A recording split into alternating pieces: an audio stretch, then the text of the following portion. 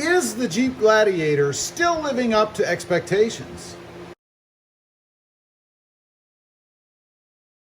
Well, good morning everybody and welcome back to the channel. So is the Jeep Gladiator still living up to my expectations? Is it still everything that I wanted it to be, everything that it was when I bought it?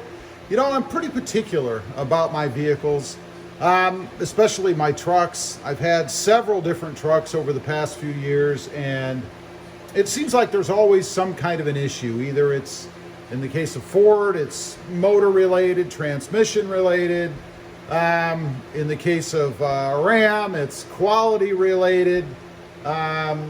Just stuff like that. So how is the Jeep Gladiator doing? Well, first of all, I've got 5 points, 5 things, I guess, that really matter to me in ownership of a truck. Number one, it's still fun to drive, you know? Even after the newness factor wears off. I mean, there's always that little honeymoon period, right? You get yourself a new vehicle, it's all shiny and clean, you've just been through the grueling negotiation process. You get it home, there's no scratches on it or anything like that, it runs great. The Jeep is still like that for me. I love it every time I get in it. Every day when I walk through that door up there into the garage and see it sitting there and I take it out, I just love it. It's still awesome to have, and it's still a blast to drive, you know? It's got wonderful power. It goes when I want it to go. It hasn't changed. You know, I've had vehicles in the past that have actually gotten rather sluggish over time. I don't know why. Not so with the Jeep Gladiator. Still like it was from a power standpoint and a fun to drive standpoint from the day that I brought it home. Decent fuel economy, number 2. You know, it's not a hyper miler. It doesn't get 80 miles to the gallon. You know, it's funny, when I was looking at Jeep Sticker for a different video and looking at their fuel economy numbers, there's a little blurb in there in fine print that lists the highest fuel economy on a truck. It's 135 miles per gallon.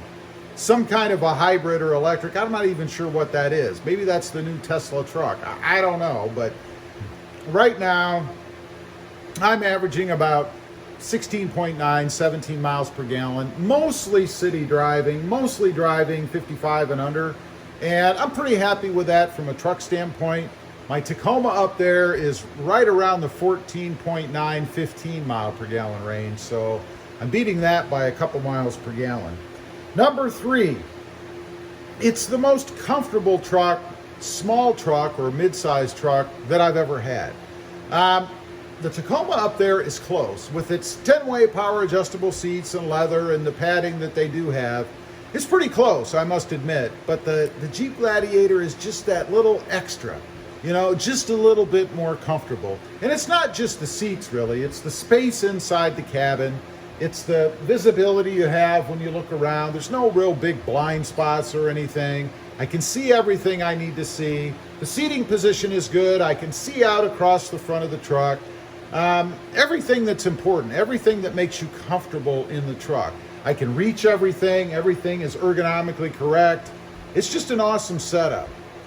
Next up, number 4, and this one's kind of odd for a truck, but it's surprisingly nimble. I mean, you can whip this thing around, you know, when you're following the speed limits in your suburban areas. You know, you come to those stops, you make the turns, you zip around on the side streets. It's a blast to drive. It's very nimble for it being a truck. I believe it's heavier than the Toyota Tacoma is up there as well by about 200 or 400 pounds, something like that. But you'd never know. It's the most nimble mid-sized truck I've ever had.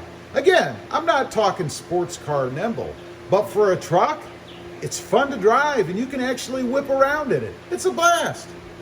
Number 5, and this is the most important probably, because if any of this goes wrong, none of the rest matters, and that is reliability, quality.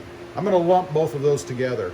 Quality in that I haven't found anything wrong with it. I mean, there's no tears in the seats, there's no metal that doesn't line up, there's no paint chips, no scratches, no trim pieces that are skewed, nothing weird. Everything fits and works the way it's supposed to. From a quality or a reliability standpoint, rather, starts every time, which obviously a vehicle should, right? Especially brand new. I will throw a little asterisk in there. I did have a check engine light come on.